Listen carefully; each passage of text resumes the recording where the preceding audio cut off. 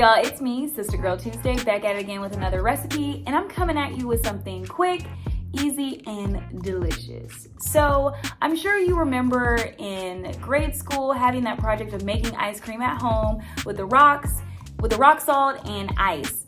But I'm asking the question today, does it work if you want to make it vegan?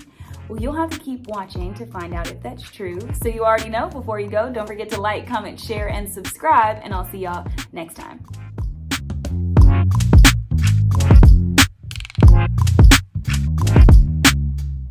First thing you're gonna do is add a half a cup of coconut milk to a Ziploc bag, go in with a cap full of vanilla, and then you're gonna add in either your maple syrup or your date syrup. So depending on which one you use, it will make the color of your final product either lighter or darker. And now you're just gonna mix all of those ingredients together until they're nice and smooth. And then you're gonna go in a separate bag and add ice.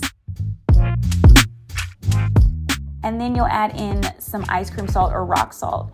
Now you'll take your ice cream mixture from before, make sure that it's nice and sealed before adding it to your bag with the ice and the salt. And you are just going to flip or shake the bag for 5 to 7 minutes until everything is nice and smooth. You should have a consistency that looks similar to this. You can choose to eat it right out of the bag, or you can pipe it into an ice cream cone like I did here. Let me know what you think in the comment section below, and if you tried this ice cream at home.